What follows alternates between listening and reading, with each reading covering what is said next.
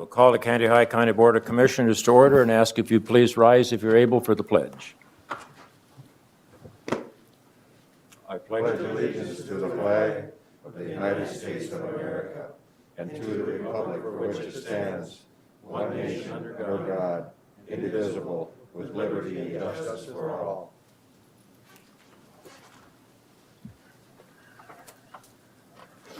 Karen, I will do my best to make sure I call the maker and the seconder of the motion so we have that record. Appreciate it. We will begin with the bills. You've presented the bills electronically. Questions or comments? Move to pay the bills, Mr. Chair. I'll second that, Mr. Chairman. Motion made by Nissen, seconded by Amon to pay the bills. All in favor, please say aye. Aye. Pose same sign. Motion hereby carried. Also, the minutes have been transmitted from the previous board meeting. Also move on the minutes. Amon moves, Madsen will second. Discussion. Hearing none, all in favor, please say aye. Aye. Pose same sign. Motion is hereby carried. Also included in the packet is the CARES funds. Chair will entertain a motion to approve and accept those as recommended by our committees. Also move, Mr. Chairman. IMDEC moves, second Amon. Discussion. All in favor, please say aye. Aye. Pose same sign. Motion is likewise carried. I will call on Mr. Odens for a number of items, please, and when you complete, just go to the next one, please, Mel. Good morning and welcome. Mr. Chair, members of the board, the first item that I've got before you is the ADA transition plan, and what we would, staff would be requesting that you would accept that by resolution, and I do have the resolution, I think, in your packet, as well as I'm going to use it as a reference guide for this discussion. On the 1st of September, we took a draft plan to this board. And then on September 16, we had an open house at the Public Works facility outside. We did have some attendees. It was very light attendant. And then on the website, we've also had the opportunity for people to comment after they've had a chance to review it or any other comments that you might have. So we continue to have the plan on the website, on the Public Works section of our website. And we also, people can comment anytime they want. So what does it really do? It kind of brings together, if you look at the resolution, in 1990, the American Disability Act was signed into law by then President H.W. Bush. And then I think it was kind of, we'll say, maybe not aggressively enforced at the time. So then in 2008, they kind of re-upped, if you will, the amendment to basically restore the intent of the 1990 action. And so then that's when it probably got more aggressive. Now, the counties and cities have been doing ADA relatively my whole career, so ever since 1990. But what you will see is that the standards evolve over time. In 1990, we didn't have truncated domes. In 1990, we didn't have voice-activated signal systems. And So what you'll see in our plan, if you took a chance to look through it, we have 600 and some ramps and areas that we are monitoring under a self-evaluation. But some of those don't meet all the criteria. Well, they met the criteria in 2008. Okay.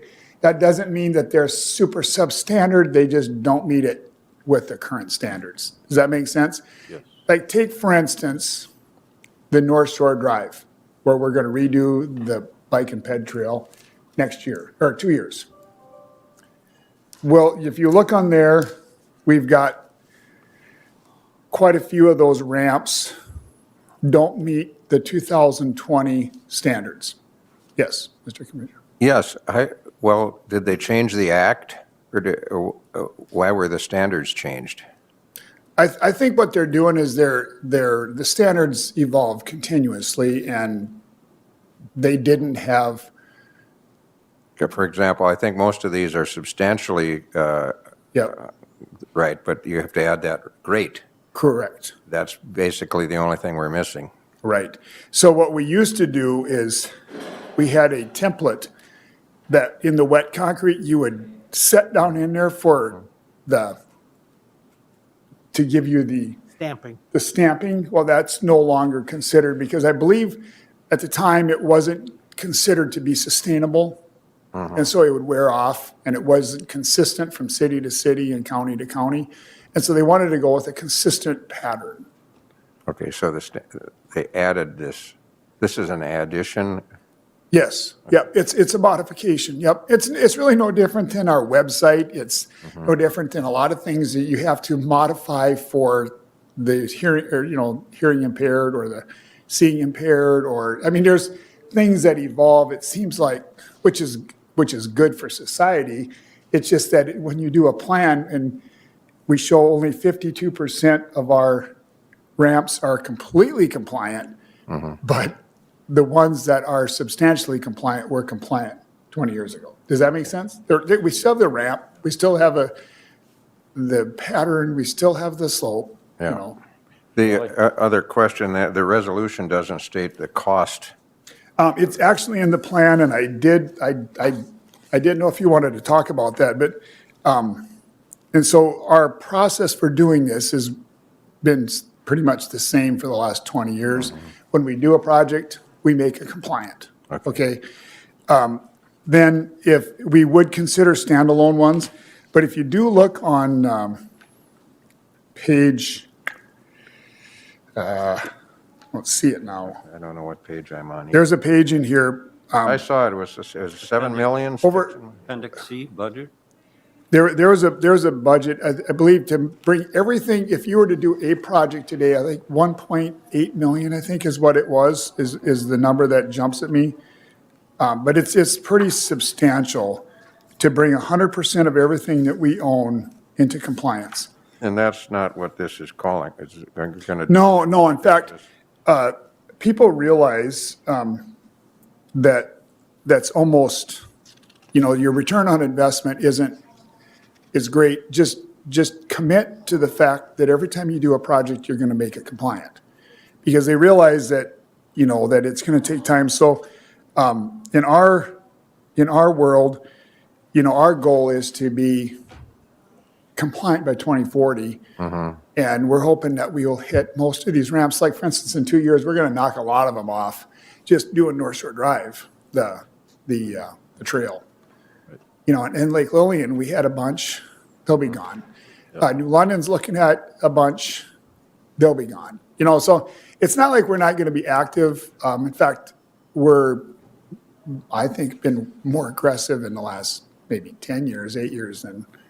The plus with this, Mel, and member of the board, is that you do it in sequence and you do it in time with the construction project. For example, Atwater, MnDOT worked through that, Kandiyohi, each of that, when they're doing the highway, then they bring up the standards at that point. You don't have to go in there and retrofit south on Wilmer Avenue. Yeah. Past the Candy Ball, isn't it Wilmer Avenue, or is that? No, First Street. And that was done, all of that was brought up to code. Now is going through, so coordinated with the project, and that's what they have been working at and enforcing over these last years, rather than going in there and doing a whole bunch of concrete work and then coming back and having to redo it at that point. Kind of like the bridge, Mel. That's right. Phasing it, I'm serious. Phasing in. You phase it in, And so we feel good about the plan. It involves our ramps, it involves our trails. There's the basic element of an accessible good is you have a ramp, you have a truncated dome, you have the correct slope, and you have the correct width, and you have a landing. You need a 48 by 48 landing so you can get up and land and not roll or, tip or something.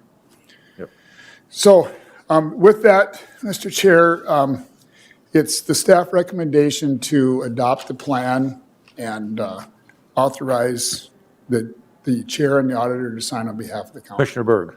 You should feel good about the plan. Looking through that, and the open house went really well, and you're getting really good public input, or you're making a great effort to get public input on it, and it's a very important thing to do.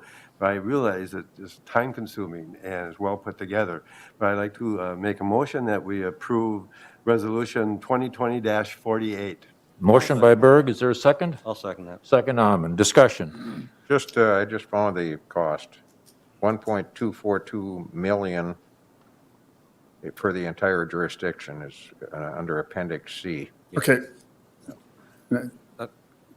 Mr. Chairman? Commissioner Amon. I thank you, Mel, for your report. I know this is not, it's been ongoing for quite a while in the city. I know we dealt with it all the time. Every time we did improvements, we did that. Is there any specific areas by any of our county parks that need to be taken care of immediately as far as our immediate properties? Any of our immediate buildings that we need to concentrate on first, or are you going to come up with a plan to address those issues, or what's your thoughts on that? So the two, quote, hotspots, one in New London Right. and one in Pennock. Okay. And so there's, you know, and the New London one where, you know, like I said, I met with Trudy already up there and their city engineer. And then the trail in Green Lake has a bunch of ones, which means it doesn't have truncated domes. So, I mean, you can still go down the path. But we do, I think, have one up there by the park that we probably would fix. But other than that, we've only got 4% that don't have anything. It's just a barrier curb. So, I mean, so 96% of the system has the ramps and the things you would expect to see in a ADA compliant community. So, That's good. Thank you. yep. I'll call the question. All in favor, please say aye. Aye. Opposed, same sign. Motion is likewise carried. So Proceed, please, Mel. the next thing that I've got on the agenda is the final payment for County Road 8. And this was done, this project was a Dunick Incorporated project that was finished up last year. It was led in June. It was started in August, and we completed it. We didn't actually completely complete it until this July. We had a lot of high water. We had some issues at the bridges. We had to finish some erosion control. So it was a federal project. It went from Lake Lillian north a little over 6 miles, FDR, full depth reclamation. And so it's my recommendation to accept the project and authorize payment to Dunick Incorporated in the amount of $33,051.40. Madsen will move. Is there a second? I'll second that, Mr. Chairman. I'll get Nissen will second. Discussion. Just on the sheet you provided, it just shows a change order. That's just part of the whole project, correct? Right. Yep. And I don't see the, Right at the top. oh, yeah. Change order number 1. Yep, $825. We didn't have a lot of change orders. The change orders we did have were related to, we had a lot of high water. And we really fought the inslopes. And I think I could look, it's $800. There's probably some erosion control, some additional erosion control. Okay, I was just curious about the title of the, Mr. Chairman, Mel, that area, that's the same County Road 20 out there at the intersection of 20 and Yep. County Road 8. Was that the one that I talked to you previously about where the soil erosion issue was by the culvert or not? no, That was probably a different soil erosion project. Yeah, I did go look at one though. Yeah, that was on 8. It was at the bridge. Yep. Yeah. And we fixed that. Okay, Yeah, that was correct. That is correct though. all right, thank you. That was a good catch. Yep. So did you take, Any other questions? All in favor? Aye. Opposed, same sign. and then the last thing, Mr. Yep. Chair, is we've got, it's a release of an easement on the Wilmer Y. And what this is there's on the north end of, and I'm looking for my picture, oh, I know, that's right there. on the north end of 55, right west of Farm Service Elevator, the old John Quan property. Yep. That's where the new railroad, the 200-foot railroad corridor is going to go right across where 55 is. And we need to release our interest in that road easement. And so somewhat routine, if you will, but it goes, we're trying to wrap up the closings for all the right-of-way. And so the action that I would be looking for today would be to authorize the county administrator to sign the release of easement for that 200-foot strip of Old 55. Also, Mr. Chairman. Amon moves. Is there a second? I'll second it. Second, Nissen. Questions, comments? All in favor, please say aye. Aye. Opposed, same sign. Motion carried. And then the only thing that I got, just to put a quick plug in for next Tuesday at 9 o'clock in this room is going to be our Road and Bridge, the virtual tour. So we'll That's the see how 10th at the 10th at 9 o'clock, right? 9 o'clock. And we'll see how the big screen works. 9 o'clock? 9 o'clock. That's, 8:30, right? well, 8:30 would be a good time to get here. Oh, Okay. Okay. 9 o'clock 9 again o'clock, in this room for the first ever Road and Bridge virtual tour. That's right. Thank you, Mr. Drone footage. Drone tour. that'll be interesting. So, Mr. Baker. Thank you, Mel. Okay, this one is complicated.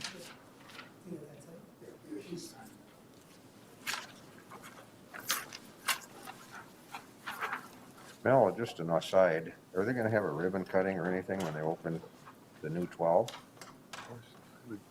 on 12? Where? When they convert 12 onto the new portion, are they gonna have a ribbon cutting or anything? I guess that's not your department, but I was curious, maybe you'd heard something. No? Just gonna, I don't think so, because I don't think they're going to open it this year. Yeah, I don't think it'll make it this year the way it looks. No. So I wasn't too far off when I said in 2026 last meeting, that when the Y gets done. yeah, There's still a lot of construction to go out there. yeah, they haven't done anything on the east end. Mr. Baker, this Hello, has to do with some case management software contract, please. That is correct. Back in December, when I had an attorneys-only meeting with my staff, we discussed, or one of the issues I brought up was looking into the future to replace our current case management software system. I thought it'd be longer into the future than it is, or than it has turned out to be. But I was contacted by a colleague who indicated that they were able to receive CARES funding for purchasing the same system, so the time was now to ask for this request. A little bit about this case management software. It's a web-based browser system, so it will be easier to operate remotely for all staff. Entering the opening files, gathering information, accessing information.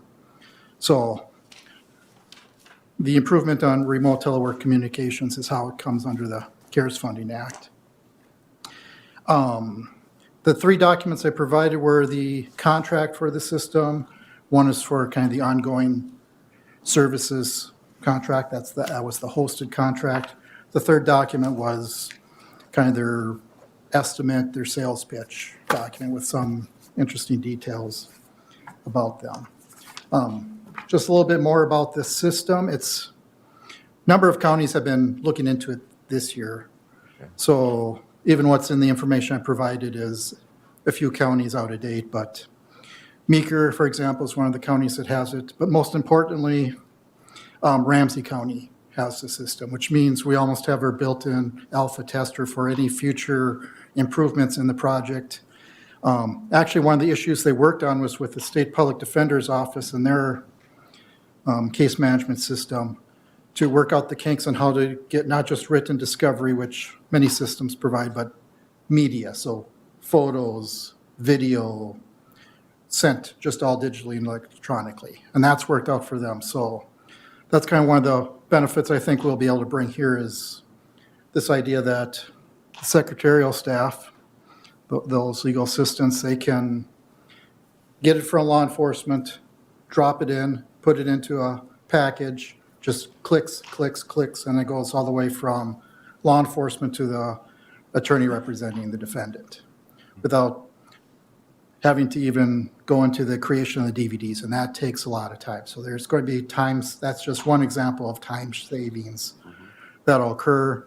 And with efficiency, you eliminate some frustrations too, which helps office morale as well.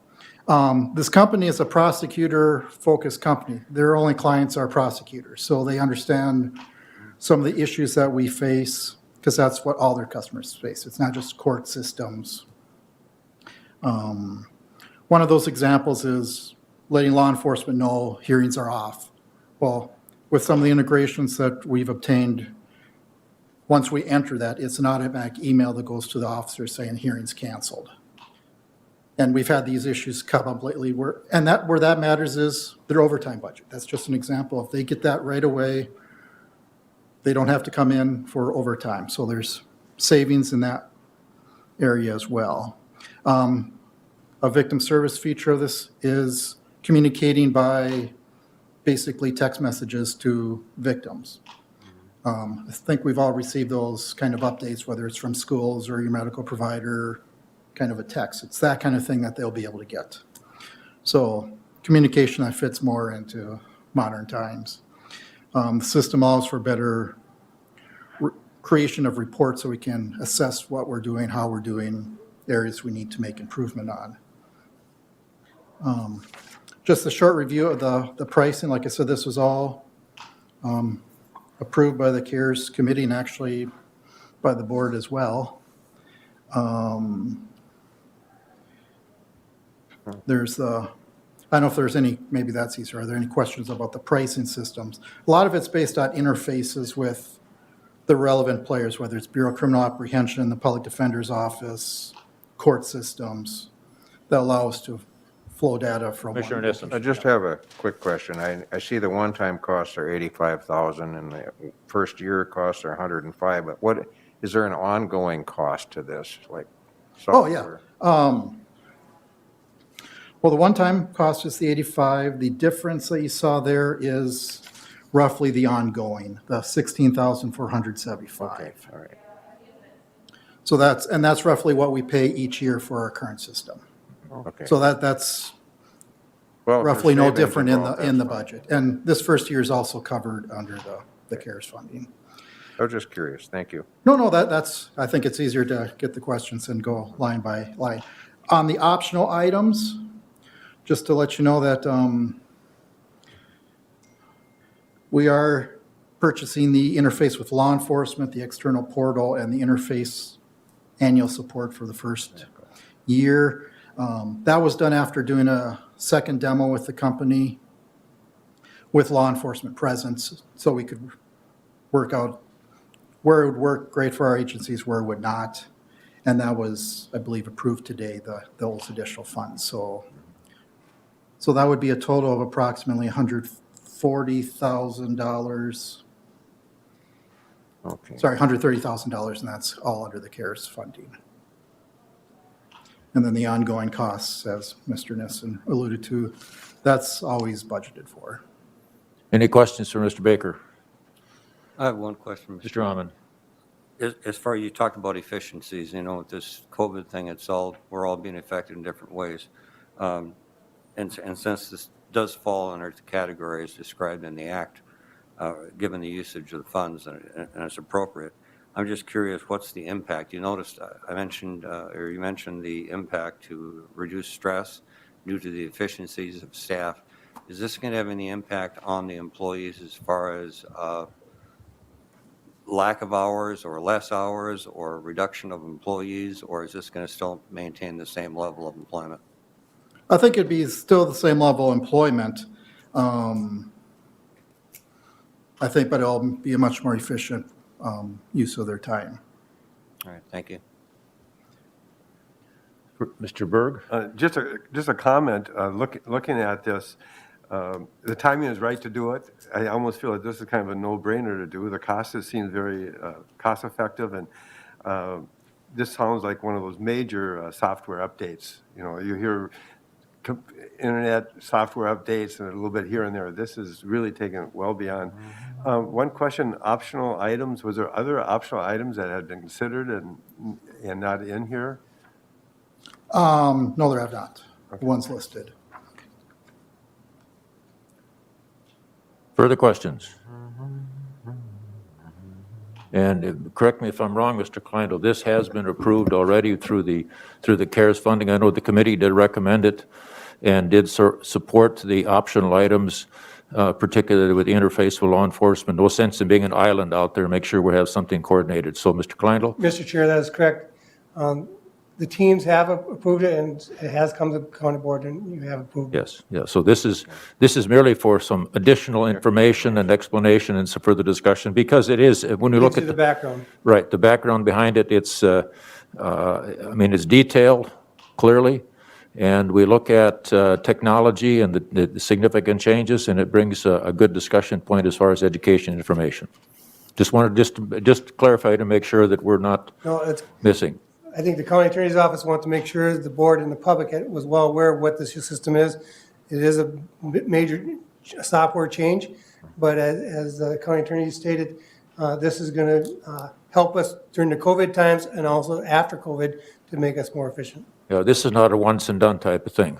Yeah, this could turn into a paperless office. I mean, this really is that needed step to get much closer to that.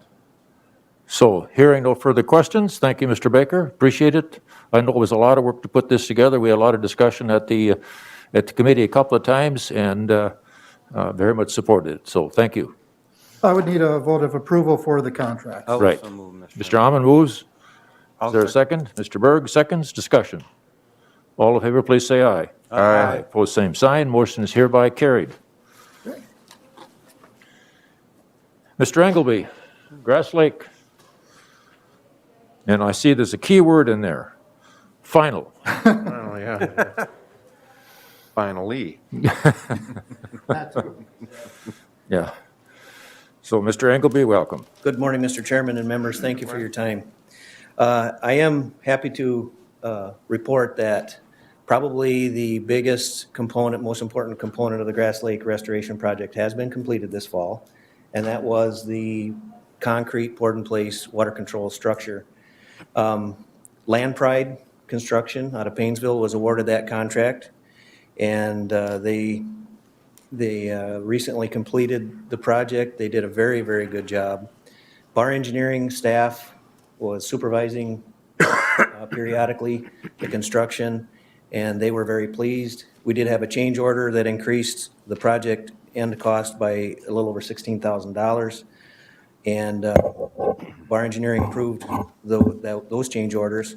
So I ask your support today for final acceptance and an approval for final payment on that particular component of the restoration project.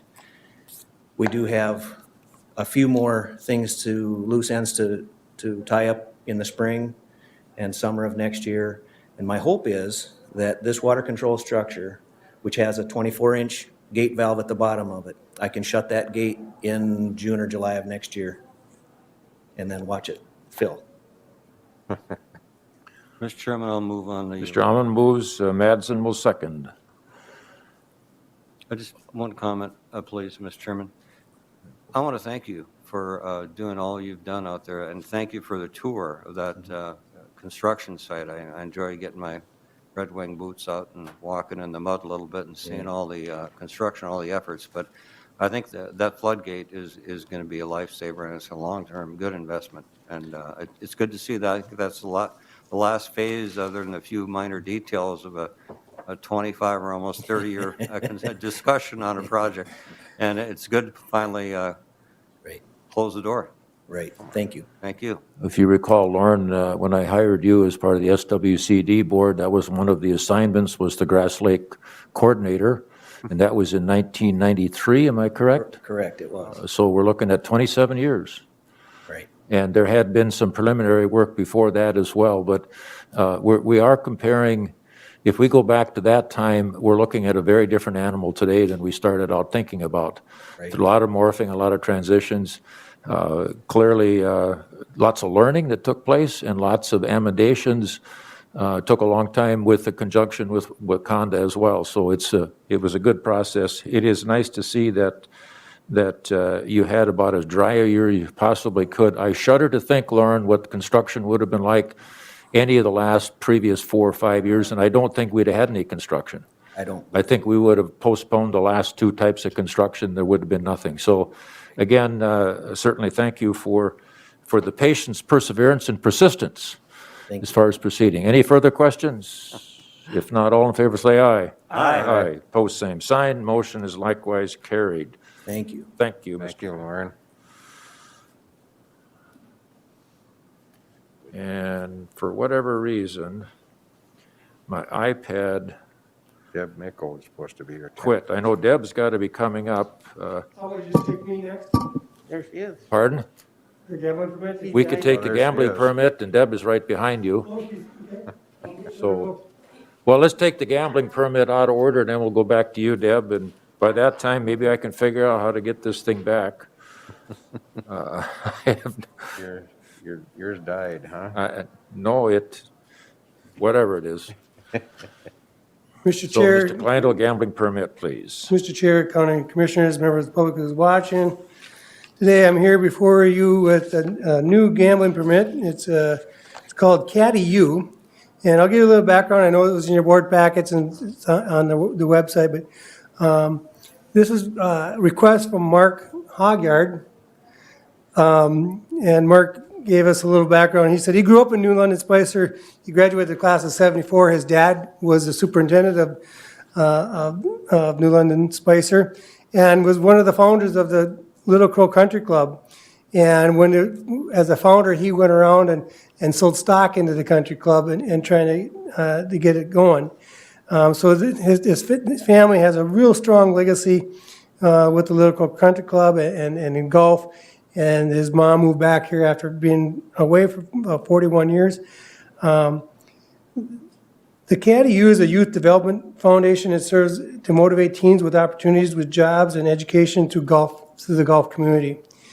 And part of this year grant would be to sell raffle tickets, to sell 1,000 raffle tickets for $100 each, and the money would be used for instructing youth in two areas. One, financial literacy, sponsored by the credit union. Two, a business network. These classes will be made by the University of St. Thomas. It's kind of interesting to get some of these requests and these new initiatives like this. You know, and this is the first time they're asking for something like this, and I just think it's a tremendous opportunity for our youth and our community to pull together and do stuff like this. Any questions for Mr. Kleindl? If not, the chair, Mr. I will make a Nissen. motion that we adopt Resolution 2020-49. Commissioner Nissen moves to accept. Seconded. Commissioner Ahmed. Discussion. All in favor, please say aye. Aye. Pose same sign. Motion is hereby carried. Thank you, Mr. Kleindl.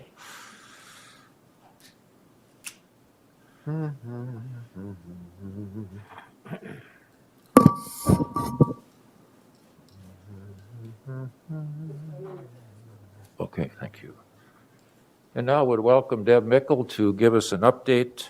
We haven't seen you for quite some time, Deb, because I'm smiling under here. obviously the cares are different, but we've gotten past some of the difficulties with the License Bureau to some degree from what we had in the previous months with the computer.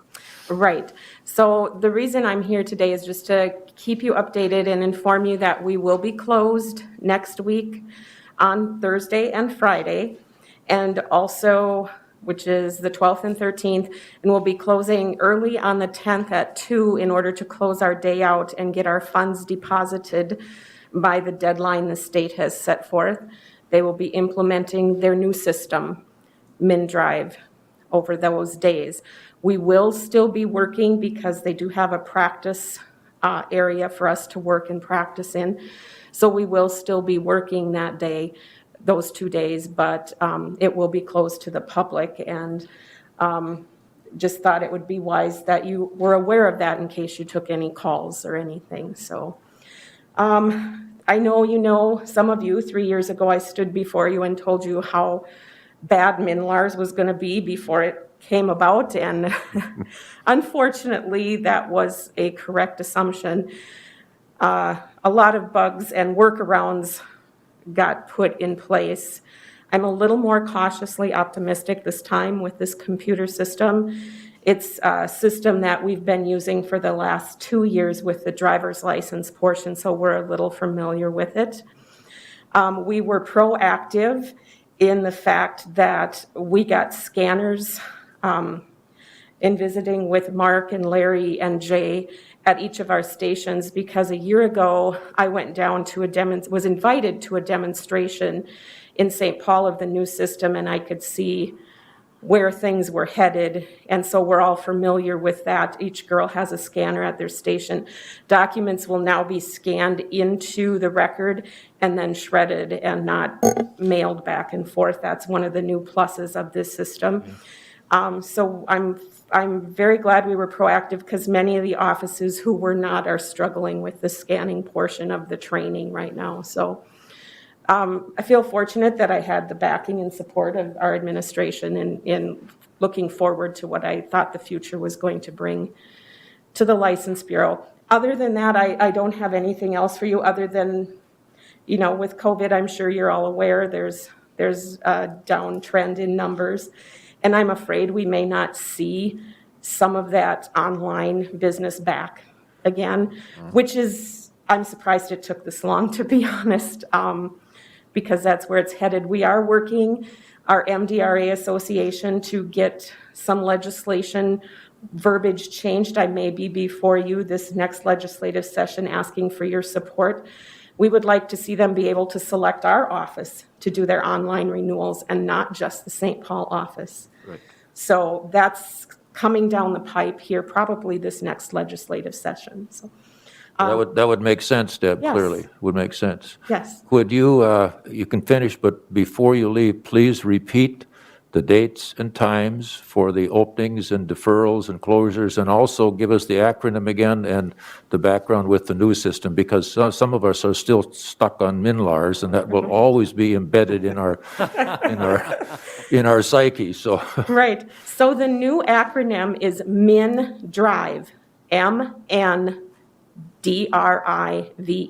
MinDrive. We will open for business on November 16th at 8 a.m. with this new system in place. We will be closing at 2 p.m. November 10th in order to close out our last report in MinLars. And then Wednesday, of course, is a holiday, the 11th, and we will be closed fully the 12th and 13th for business. And this is statewide. It is not just Kandiyohi County that will be closed. Every deputy registrar in the state will be closed those 2 days. I So- have a question. Yes. I happen to Sure. have tabs coming due at the end of the month. This will not affect that in any way. No. Just for the public to know. This is Correct. basically for registration of vehicles or changing title, correct? Is that? It's everything, but it won't affect the fact that your tabs are due. We'll be able to renew those tabs opening day, the 16th. Okay. And- You're open inside for the public? Are you? We will be starting to take walk-ins again tomorrow. Okay. Right now, we have been doing appointments only this past week because of all of the walk-in voting traffic, Yes. to try to keep traffic down. But we will still stay with appointments, because many of the people who make appointments really like it. They know they're coming in at that time and they're getting out timely. So the people who use our appointment system greatly appreciate it. And our walk-ins are informed when they come in that preference is given to appointments. And that has been a positive that I have heard as Very far as positive. when people have made, it's a change in mindset, clearly. Yes. As far as calling in, et cetera, using electronics. But it is certainly is effective in that instead of a long line, you know a definitive time and you're in and out.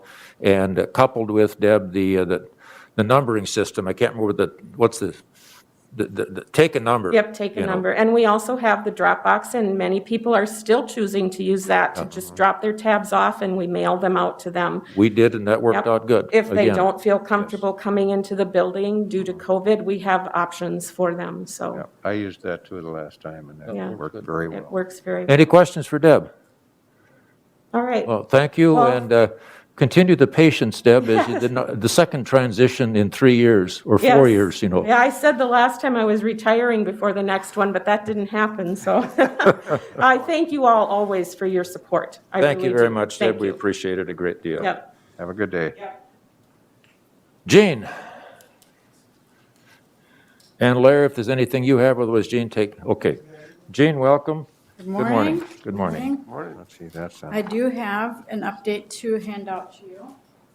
okay.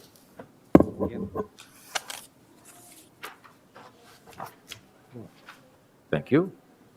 Who's that one? Yeah, okay, thank you.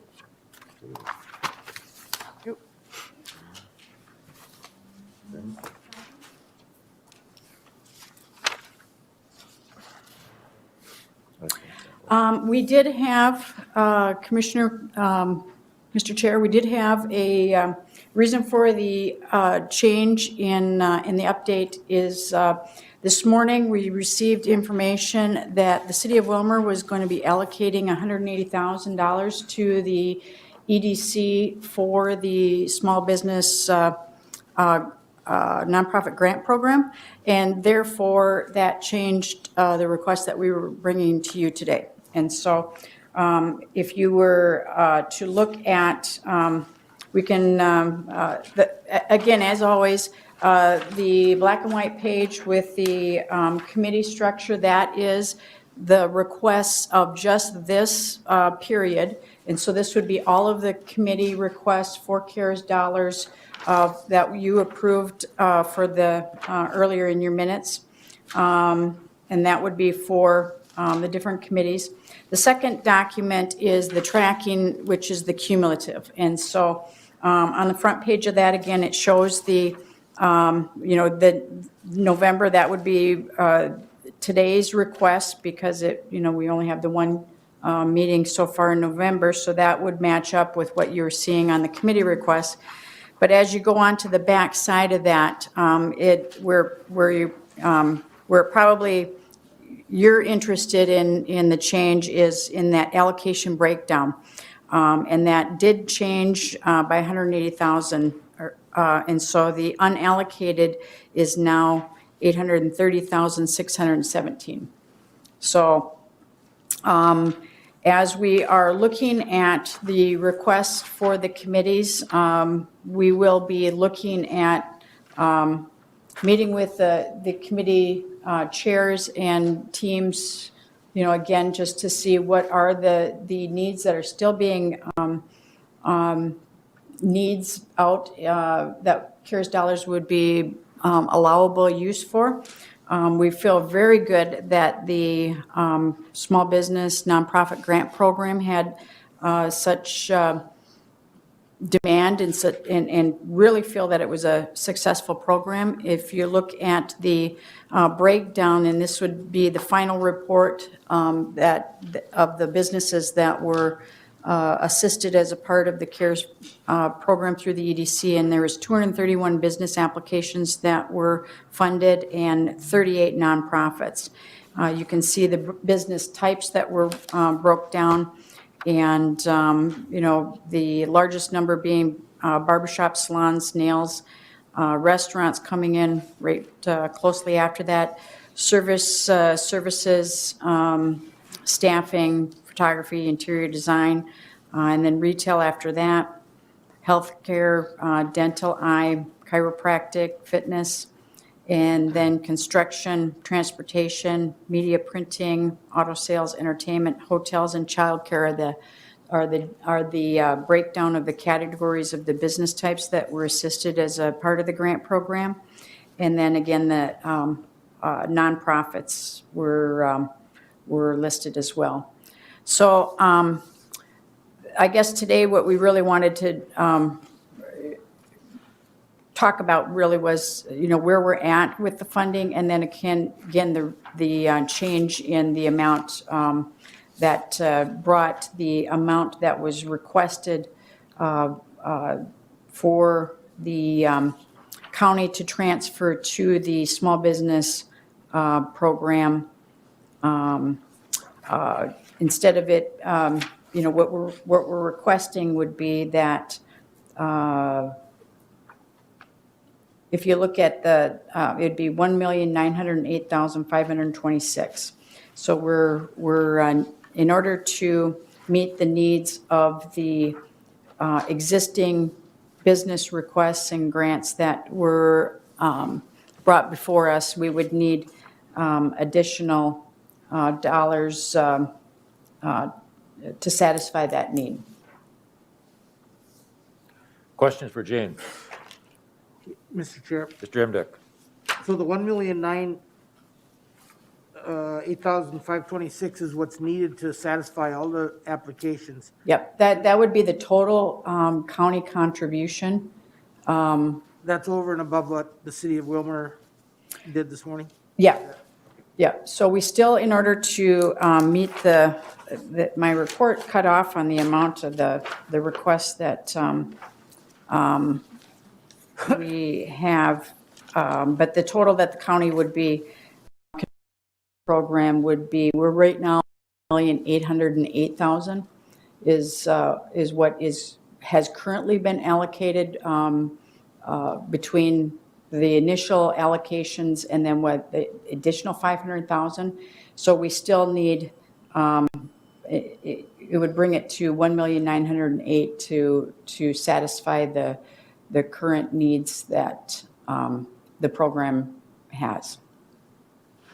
1.9 additional dollars? No, that would be the total. So That about would be- 100,000. It's, no, yeah, it's just under that, yeah. Okay. And we have that? Yep, and that's included in what we have, that number is all included in the numbers for the allocated and unallocated amounts. Mr. Chair, if I may. Mr. Imdek? Continue.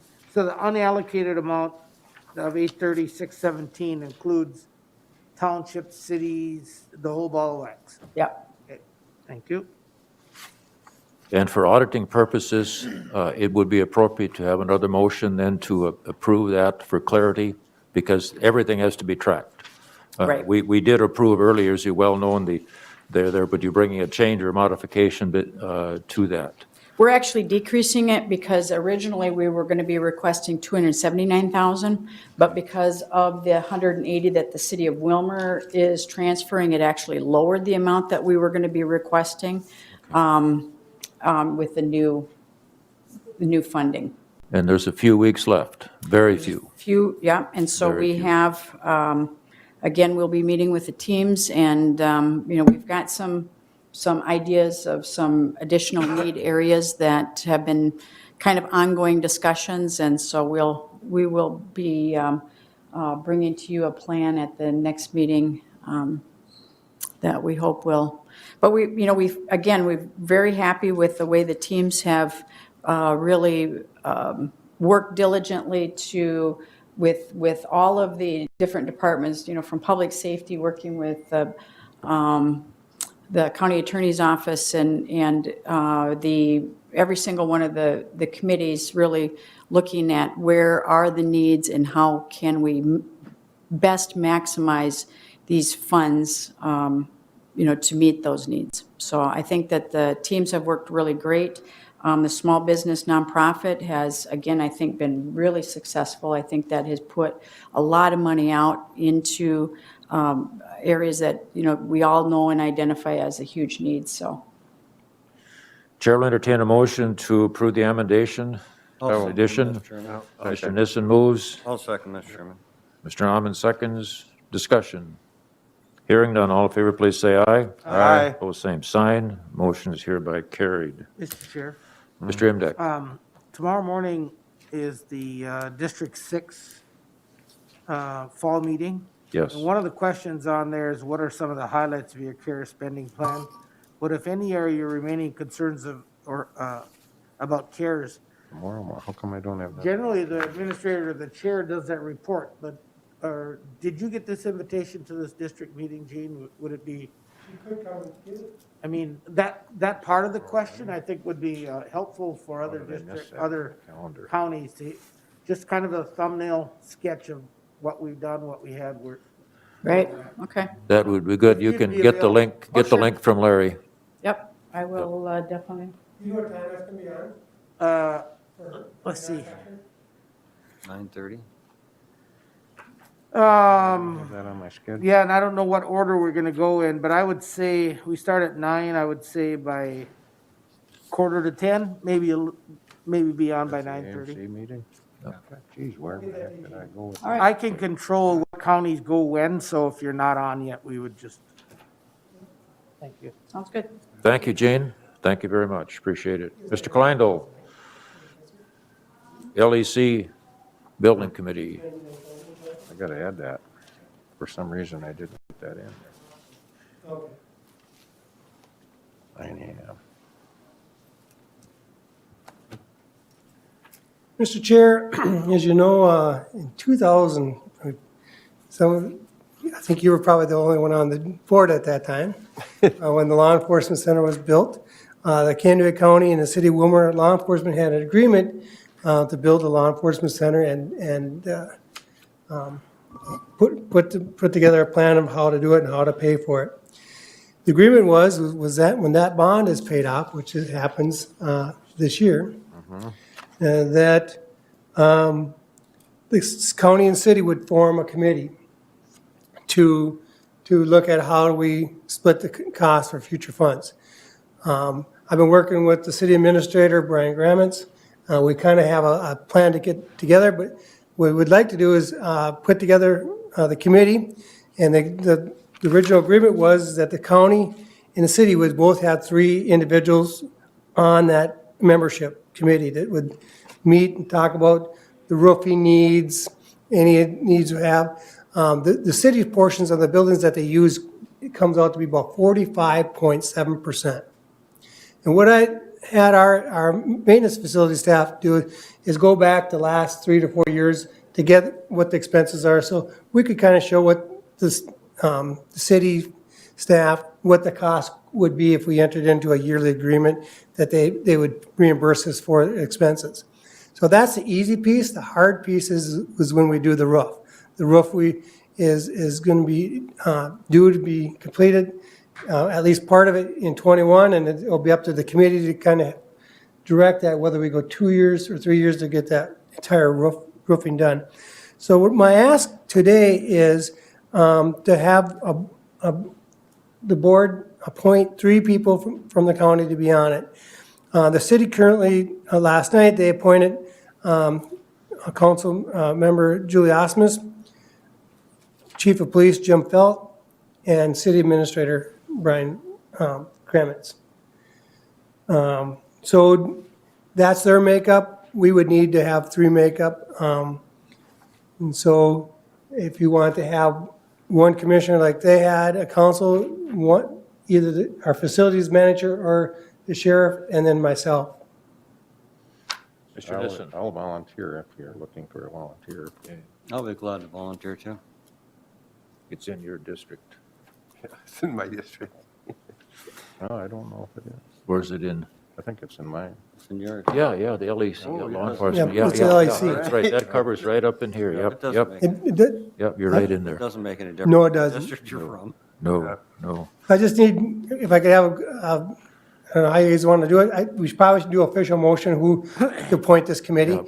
And then in January, you can reappoint it if you choose. It would seem logical that we have the administrator and certainly the sheriff on, Yeah. I would think, for the The sheriff or the facilities director, either one of those. facilities, yeah. Somebody that is Chair? familiar with the building. Mr. Emdeck. I would move that we appoint Commissioner Nissen, Administrator Kleindl, and a facilities manager, or no, let me just say the facilities manager to this committee. I'll We have second a that. motion made and seconded, a motion by Nissen, seconded by Berg. No, Mimdick made the motion. Imdeck, I'm sorry, Imdeck, volunteer Nissen. Yeah. Questions or comments? All in favor, please say aye. Aye. Aye, pose same sign. Motion is likewise carried. Thank you. Harlan, you said MDEC and Berg, right? M. Deckenberg, yeah, I said Nissen incorrectly, he was the volunteer. So, did you get it? Yeah, M. Deck the maker and Berg the seconder. Oh, man. At this point, let's take about a 3-minute break or a 4-minute break and then come back for committee reports, and we will complete earlier as, of course, the elections are going on and staff is extremely busy. So we'll take a brief recess. All right, I don't need any more coffee, and I don't need to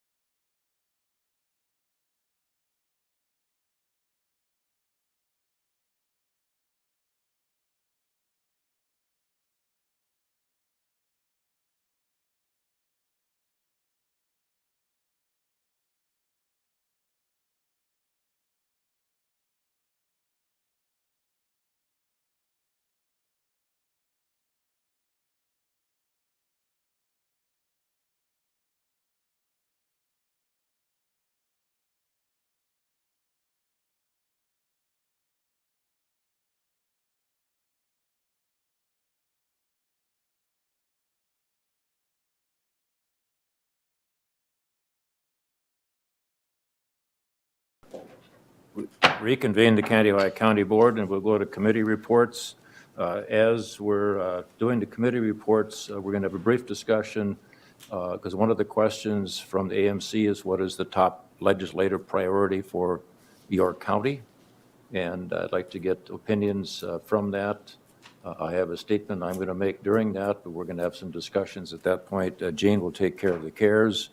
One of the questions also is the greatest success, and my answer to that question is the teamwork and the successes of the stay-at-home, work from home, the IT and everything else, I think is our greatest success as far as our staffing is concerned from a management standpoint. So begin with Mr. Imdek, and we'll alternate back and forth. Mr. Imdek, committees, and then at the end, we'll do the legislative priority. All right, thank you. On October 21st, I sat in on a public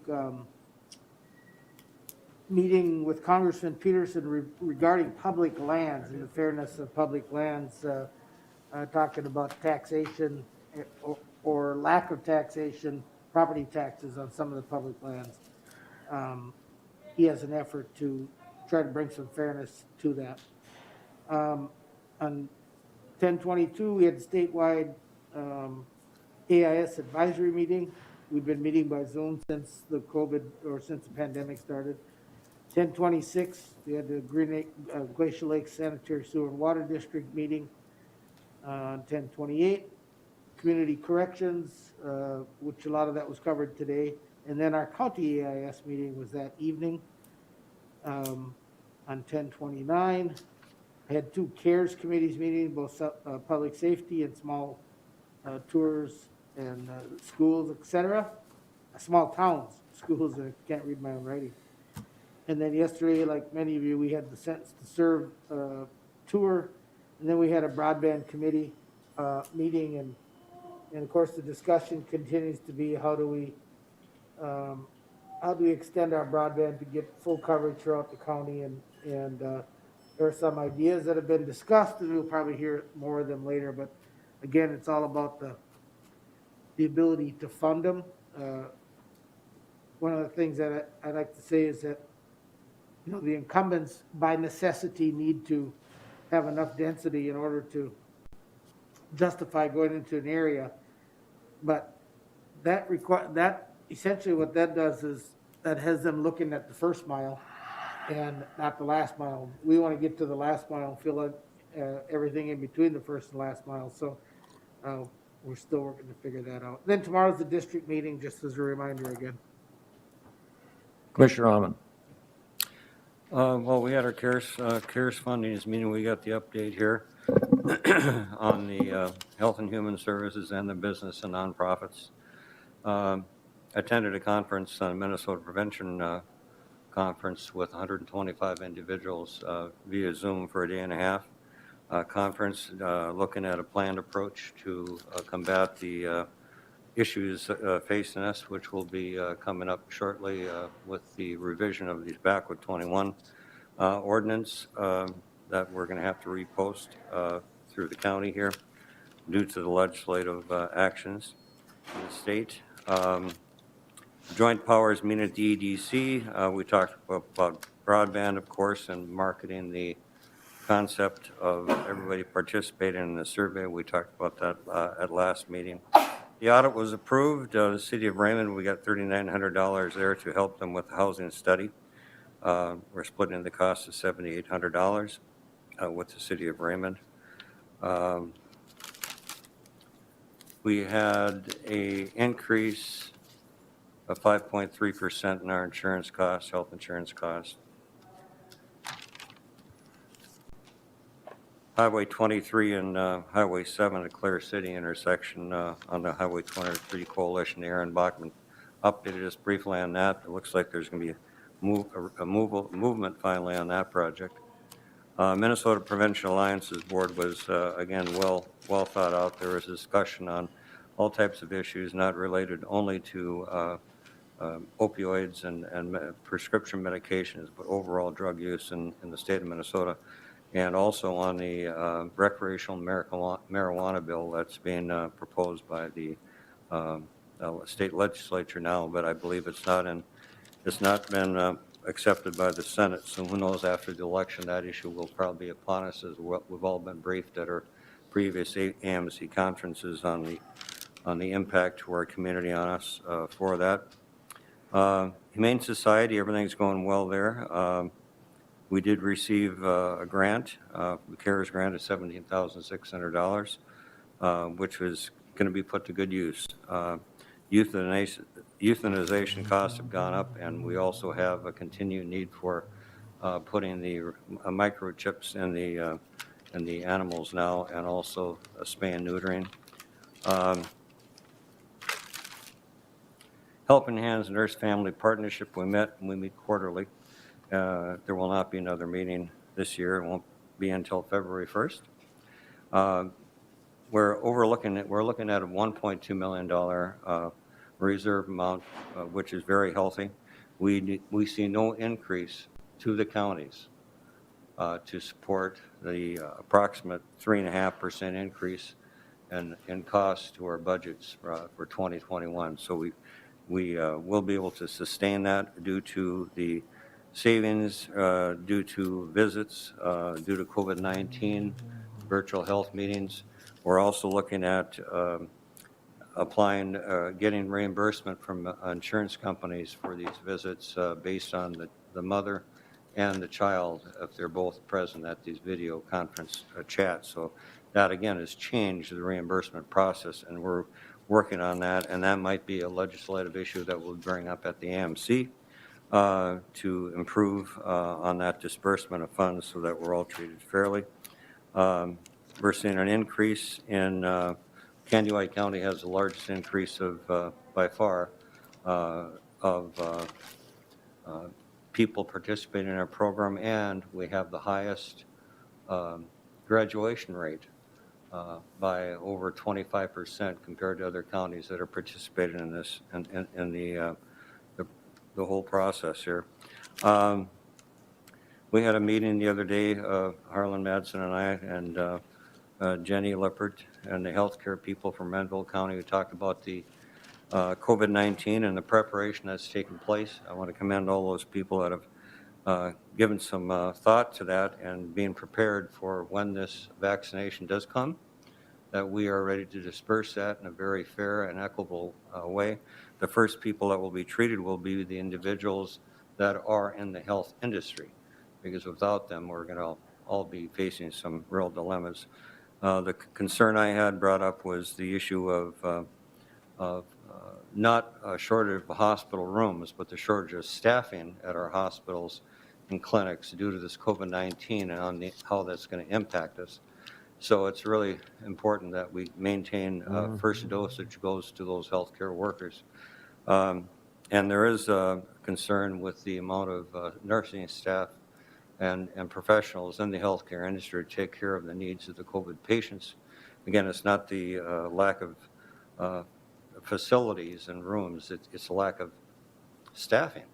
And it's nothing to be alarmed about, but we are going to be holding our own, I think, right now as things move along. There's going to be 1,000 dose packages that are going to be coming out. That's been decided already through the Minnesota Department of Health. The planning has taken place, and so if there's any words of confidence rather than negativity here at the county, I guess I can say that I feel very comfortable with our healthcare professionals and what they're doing, how they're going about it, and how it's going to be distributed when it does come. And that's about it for my report, Mr. Chairman. Commissioner Unless Berg? there's any questions. Commissioner Berg. Okay, well, thank you. I'll report on my committees. As we've been talking earlier, we all been very busy with a lot of other stuff than our regular assigned committees, and especially with this COVID. After the meeting on the 20th of October, I via Zoom, no, in person, I attended the convention and visitor bureau meeting, and they're still, really struggling with the conventions and trying to get them up to par. The CARES dollars really seems to be helpful maybe in that area, and we're looking forward to more and more conventions possibly this coming year. We had a Prairie Lakes meeting on the 21st, and at that meeting, Darren Bakken submitted his resignation, and it will be effective the 30th of October, and his replacement will be Jared O'Neill as a temporary acting director of the program. We're still struggling with the money, but I think it's starting to stabilize somewhat and making some changes to adjust for that to stay within a budget. So we're moving forward, and Darren's going to be working with the group as a transition as well. I had a I had a law library meeting on the 26th, and Attorney David Moody has been involved with that, I think, for 41 years. And I think he sounds like he's going to be stepping down this coming January. And this has not been a good year financially as far as revenue for the law library because of COVID and the judges. And so we were looking at a budget that could be in a deficit at the end of the year. But it's going to be close, we'll see. And working on next year's budget as well. Had a corrections Zoom meeting along with Commissioner Emdek. And you've heard the report on that already. And the community service went there too. I guess that's the extent of my report right now. Commissioner Nissen. All right. Well, I had, the day after our last board meeting, I had 4 meetings. It was a busy day. But one was CARES planning, a fairly routine, talking about the needs that we still have and the money that we had left to expend. And it's certainly good news that we're going to maybe have a little more help for our businesses, excuse me, coming forward. So we'll be meeting again fairly soon, I suspect. I also sat in on Commissioner Peterson's staff meeting, and interesting, Roger already talked about that, but payment in lieu of taxes was kind of one of the subjects that quite intriguing, that I thought that Fish and Wildlife were paying up more than they actually end up paying in terms of, so that's one thing he's working on. Prime West had a compliance meeting. That was an interesting meeting, a couple of hours worth of how they go about testing and finding things that maybe aren't purposeful omissions of reporting, but they find, because of the compliance, they make sure that every dime that's asked for is justifiable. And they've had a few people that for various reasons have made the erroneous report. Nothing illegal, but just errors that happen. And so I think the compliance people up there at Prime West do a very good job of keeping track of the money that comes in and goes out, and watches for mistakes. EDC Joint Powers Board, I believe Steve covered most of what we talked about there. CPT met last Monday, yeah, I'm looking at my calendar, last Monday, 26th, and everything's going pretty good there. We're going to be adding at least 1 or 2 more counties as for hosting, and so no personnel emergencies, thank goodness. We've had a few of those in the kind of what you call the baby steps of getting this thing going, but everything's looking good in personnel. Mid-Minnesota Regional Transportation Coordinating Committee met as well, and I already talked about that briefly, but they're working towards some of the problems that Trish mentioned this morning, so I don't need to go into that too much. Public Safety CARES meeting met, and pretty much we didn't find a whole lot more need for money, but they did mention that the city of Sunburg in their meeting is going to go for a very important, a new defibrillator for the Sunburg first responders. Absolutely, in that area, they're a long ways from anywhere, and the one they had was getting pretty long in the tooth, so we felt that was a very good and justifiable expense. Yesterday, the EDC Broadband Committee met by Zoom, as usual. And broadband, we're working again with the Federated out of Chicago, Alberta. Actually, I think their office is in Morris, but they're looking with interest at coming into the county, expanding from the west where they did all of Swift County before. One idea that was floated by Roger, I believe, maybe Roger, you want to speak to the revolving fund as a matter of, this is just ideas and thoughts we're coming up with to make it more affordable for those that have the least coverage. And obviously, as you know, if the Federated and every other cooperative and every other telephone company needs to make a profit. And so when you get up into Norway Lake Township where you have one citizen every square mile, they're just not able to make it look. So we need to get grants and we need to get maybe some help from the county and the townships as well to serve those people because like Roger mentioned, county roads, we all pay for county roads even if we never drive on them. And this is an infrastructure issue as well. So I've been working, and I know Roger has too, trying to get that across to folks. And it's a work in progress, I'll put it that way. And if Roger wants to wanna make some comment. comments? You know, it's just kind of one of those deals about throwing mud against the wall or ideas Yeah. out there.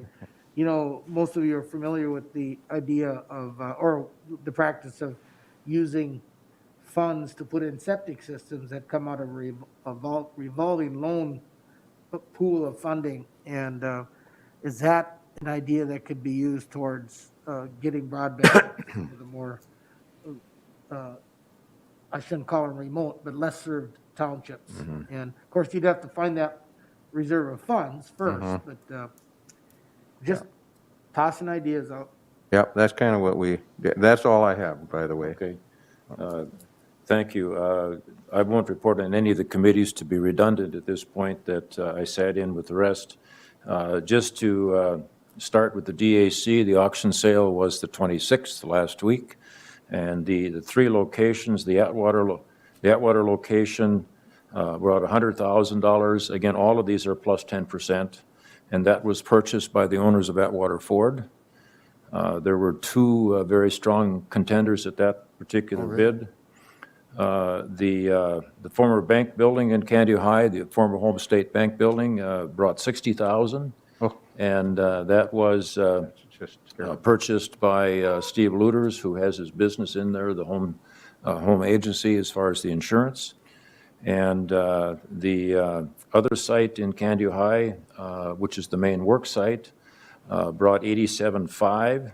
And again, those are 10% fees on top of that. The 10% goes to the auction company. So the dollars that I'm giving you is what the DAC would end up be remanded to.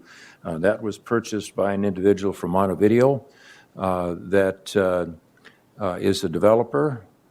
He also purchased the Pioneer site southeast of Wilmer as well, and has other properties, actually runs an asbestos abatement business in Montevideo, and has a high credibility amongst investors and amongst buildings. So that was very positive. Incidentally, the personal property brought in a total of about $87,000 as well.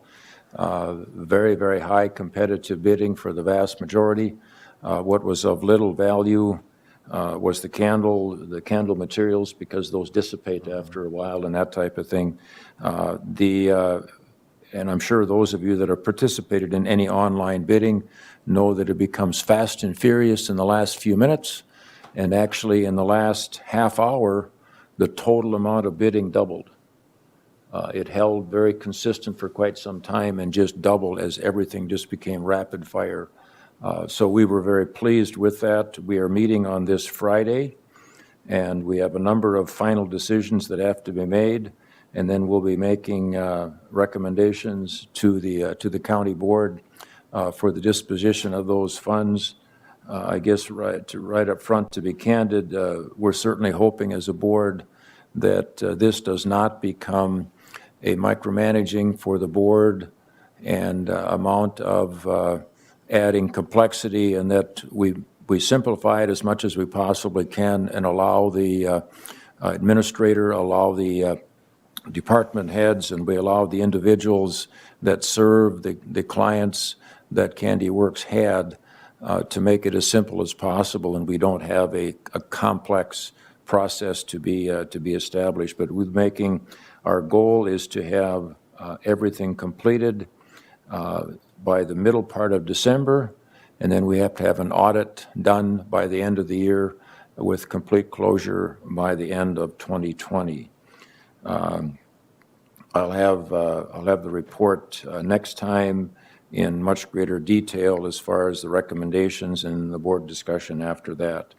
The UCAP committee, we do have some challenges at the Marshall site with some, should we say, poor workmanship on a couple of areas.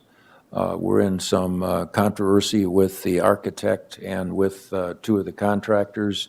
It appears as though we're going to have that worked through and settled here shortly, because we need to have occupancy as far as the building. Certainly a lot of positives with it, but as some of us know, and all of us know perhaps, sometimes at the conclusion of a building project is when you have the most anxiety, because it's those final details that have to be done as far as finishing up. Nothing that is serious. One of them was the floor heat didn't work in two areas, and we are required to have a minimum of 68 degrees in the facility. The highest we got was 63 in those two rooms, and from a federal standpoint, we cannot continue to hold class if we do not have a 68-degree minimum temperature. That is the 6.5-inch thick booklet of rules and regulations from the federal government on those very, very particular items. And yet, if you don't follow them, you become non-compliant, and none of us want to be non-compliant because funding is tied to that, as we well know. So with that, just a couple of things on the COVID. I've sat on 4 different committees in these last few months as far as COVID, significant changes and alterations with some of the guidelines, also some of the learning curves that are taking place. For example, the survey that is done on contact tracing has been taking between 20 and 40 minutes, depending upon the detail, and are in the process of discussing the other day of eliminating a lot of the questions that are handled. For example, have you been to a correctional facility lately? And we're finding that the communication with the correction facilities, it is no need to ask that question because they're already collecting the information, collecting the data. So, and that's hard. That's hard for people to understand the changes that come in and how fast this thing is changing and what we're learning about it. But again, very positives. I'm very encouraged with the learning that is taking place. So I will leave it at that. I'll have more from the DAC and so on next time. Commissioner. One last thing on the EDC broadband, and Roger was kind of drove this part of it. On the November 1st, we turned the clocks back, we checked our batteries, and a whole bunch of people actually did a speed test. But we would urge that they continue to do that, to build that map and to tell all your friends. And Roger and I have both emailed everybody we could think of and posted on Facebook, but there's still, we want to have that thing glowing, that map of the state of Minnesota, Kandiyohi County, glowing with a true picture of what's going on, especially out in the rural areas. And you can probably attest to that down in your Take it different times throughout the day and take it different days. Right. And because you will find a significant variation. If you take it right after school, or you take it when there's a downtime, when the peaks are there, you don't have the speed that even comes close. There is a recommendation on the test of kind of when to do it so that you don't have 3 or 4 people streaming at the same time. And, and if you do it more than once, they just simply will average out the speed at that location. Right, So right. No harm done there for doing it. Mr. Chairman, Yes. one suggestion, tomorrow we have our AMC meeting at 9 o'clock. Would it be beneficial to have us meet downstairs here as a group? We're just attending the meeting to do our virtual meeting in the conference room downstairs in and the ID lower level, IT a lower level? You'd have to do a 3-day notice. We would? Yes. What's the difference between a 3-day notice on AMC Zoom meeting versus, You have a whole committee, okay, Right. you know, you're just there, your other Right. business somebody could accuse you. could be, guys of could be a doing conflict? Okay, just want to Yeah, verify that. I guess I don't, at the district meetings, I don't know that we kind of go in with a unified voice, so Right, I think is, even if we could, I'd prefer the it. Zoom. It's just that. it well, could just be- for convenience, those, yeah, I would like to then move to just a brief conversation as far as some thoughts, because one of the questions, or suggested questions, is, and it says in there, we all got the email, what is your county's top legislative priority for 21 or for this next year? And so I'd just like to, I'm going to ask each one of you individually what you think is the top legislative priority, then I'll give my opinion, we'll have a conversation. I'll begin with Commissioner Nissen. Well, of course, I'm on the Public Safety Committee, and we've talked about the corrections funding that's been lacking and going downhill for years. So I think that's pretty important to the county. It's important to our committee for sure, and I suppose we'll be breaking out in committees at some point at the annual meeting perhaps. Yes. As far as public safety, we also have a problem with funding of our emergency service boards, because that used to be the seatbelt was funding that, seatbelt fines. Well, everybody's complying now, so the funds are really drying up there. And the other option, a 95-cent telecommunications fee, funding the 9/11 system is drying up too. So those are the important things for public safety. But I think if we were going to go county-wide, I think the community corrections would be the top one. Okay. Commissioner Berg. Well, I'm not sure how this will fit in, but it's pretty obvious from our past conversation, broadband somehow has got to be the priority. I really feel strongly about that. But corrections areas, there's just so many. It's going to be hard to narrow this down. Yeah. I think we have our committees, and I'm on the Health and Human Services Committee, and we have our concerns as well spelled out, and I support what that committee has brought up so far. Commissioner Ahman. I think broadband is probably the most thing right now, this, due to the COVID-19 crisis. I think it'd be foolish for our legislatures not to approve additional funding for that and set priorities due to the needs for more and better communications in the outlying areas. And that's not to say that since I'm in the city of Wilmer that I don't want to support it. I just see the need, and it's been shown, and I think that has to be addressed. How it has to be done collectively with participation of funds, dedicated funds from our reserves or in any of our balances to allocate funds with matching participation from the state to a certain level could definitely be an option we want to consider so that each county has the ability to move forward on the expansion versus just having the state, we're waiting on the state to pass it all the time. We have to show some kind of funding constantly with a 5-year or 10-year plan to, or less, to get it resolved and to finally reach those outlying areas. And then that includes the Indian reservations also that have very, very, very poor reception too. So that's, I'd Roger. say that. Thank you. Well, I'm going to stick with the theme, and at the risk of our Public Works Director hearing me say this, for this legislative session, Sorry. the transportation has been for years our number one priority from AMC's perspective. Good point. And until we kind of sort out the impact of working from home and all of that on transportation and the import of broadband, I guess I would say broadband would probably be my top priority. Okay, my answer to the question is preserving funding. And I can state that in general terms, for example, county program aid, corrections aid, health and human services aid, public health aid, transportation aid. I don't think it's possible to select one of any of these as a priority. And that was what I would feed back to Mr. Erdman and also to Mr. Kleindl as well, is that from a board standpoint, we have multiple priorities that are major. We have a broad base. We have responsibilities on multiple different aspects, and I don't think it's prudent to say this is number one, this is number two, number three. We have to look at it on a broad-based basis based on policy and based on need. Certainly, broadband is a high issue. Corrections funding has been, 25 years there.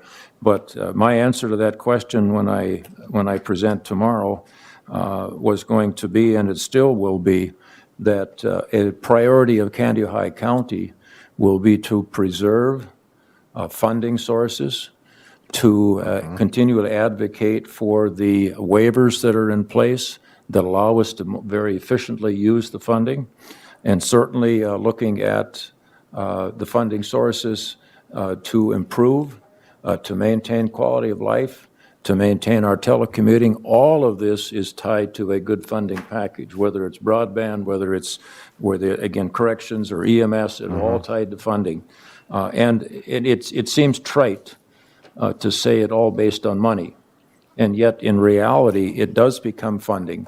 But if we focus only on the funding and not the policies, I don't think we're doing our job as a board. So looking at those in a holistic package and how it affects us, and I'll guarantee you that 4 months and 6 months and 9 months and 12 months, those priorities are going to greatly amend. A lot of it depends upon the legislature and the resulting election. Clearly, we have to call a spade a spade from our state standpoint as far as the numbers.